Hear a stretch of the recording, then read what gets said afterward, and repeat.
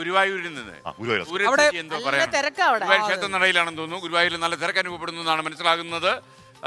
ഗുരുവായൂരിനെ കുറിച്ച് എന്തെങ്കിലും പറയാനുണ്ടോ അനുജ? സദ്യയൊക്കെ ഉണ്ട് ഇന്നല്ലേ? ദർശനവും സദ്യയൊക്കെ കഴിഞ്ഞിട്ടാണ് ആളുകൾ മടങ്ങുന്നത്. ആളുകൾ വിശ്വാസികളിൽ ഒഴുകിയെത്തുന്ന ദിവസമാണ്. ഓക്കെ, അപ്പൊ സുരേഷ്, സുപ്രഭാതം, തിരുവോണാശംസകൾ. എങ്ങനെ ഗുരുവായൂര്? ഹാപ്പി ഓണം. ഹാപ്പി ഓണം. നല്ല മഞ്ഞ കുർത്ത പറയാം. ഇവരെല്ലാവരും മഞ്ഞ കുർത്തയല്ലേ നമ്മുടെ റിപ്പോർട്ടർ?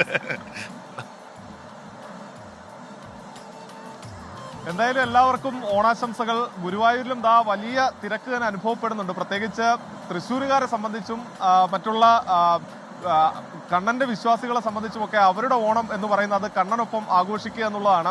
പതിവ് തെറ്റാതെ ഇക്കുറിയും തിരുവോണ നാളിൽ കണ്ണനെ കാണുന്നതിന് വേണ്ടി, ദർശനം നേടുന്നതിന് വേണ്ടി നിരവധി ആളുകളാണ് എത്തിയിരിക്കുന്നത്. പുലർച്ചെ മുതൽ തന്നെ തുടങ്ങിയ ക്യൂ ആണ്. മണിക്കൂറുകളോളമൊക്കെ ആളുകൾ കാത്തു നിന്നാണ് ഒന്ന് ദർശനം നേടുന്നത്. ഇപ്പോൾ ദൃശ്യത്തിൽ കാണുന്നത് നമ്മുടെ ഗുരുവായൂരപ്പന്റെ തിരുനടയിൽ ഒരുക്കിയിരിക്കുന്ന പൂക്കളമാണ്. വലിയ കൂറ്റൻ പൂക്കളം ഒരുക്കിയിട്ടുണ്ട്. അങ്ങനെ തുടങ്ങി ഇവിടെ എത്തുന്ന ഭക്തർ ഇന്ന് തിരുവോണ സദ്യ കൂടി കഴിച്ചിട്ടാണ് പോവുക. ഗുരുവായൂരിനെ സംബന്ധിച്ച് ഇന്നലെ ആയിരുന്നു ഗുരുവായൂരിലെ പ്രധാന ചടങ്ങ്. അത് കാഴ്ചക്കുല സമർപ്പിക്കുക എന്നുള്ളതാണ്.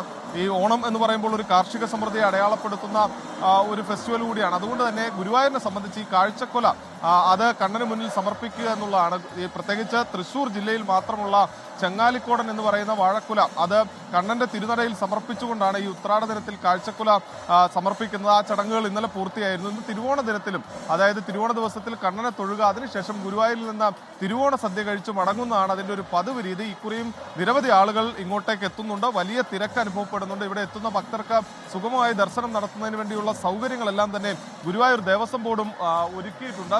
രാവിലെ മുതൽ തന്നെ, ഞാൻ നേരത്തെ പറഞ്ഞ പോലെ തന്നെ രാവിലെ മുതൽ തന്നെ ആളുകൾ എല്ലാവരും, ചേട്ടാ എവിടെ നിന്ന് വരുന്നത്? കോഴിക്കോട് നിന്ന് വരികയാണ്. വരാറുണ്ട്? ആദ്യമായിട്ടാണ് ഓണത്തിന് വരുന്നത്? അല്ല, എല്ലാ വർഷവും കൃത്യമായിട്ട് വരാറുണ്ട്. ഈ പ്രാവശ്യം 2 അമ്മമ്മമാരുണ്ട് ഞങ്ങളുടെ കൂടെ, ഫാമിലി മൊത്തമുണ്ട്. ഞങ്ങളിവിടെ റൂം എടുത്തിരിക്കുകയാണ്. വളരെ ഭംഗിയായിട്ട് കാര്യങ്ങളൊക്കെ നടന്നു പോകുന്നു. ഒരുപാട് ഭക്തജനങ്ങൾ ഇവിടെ വന്നുകൊണ്ടിരിക്കുകയാണ്. ചേച്ചി തൊഴുതോ? തൊഴുതു. ഞങ്ങൾ രാവിലെ പറവൂരിൽ നിന്ന് വരിക, എറണാകുളം. കാണണം ഓണദിനത്തിൽ. ഹാപ്പി ഓണം. ഞങ്ങൾ നിലമ്പൂരിന്ന്.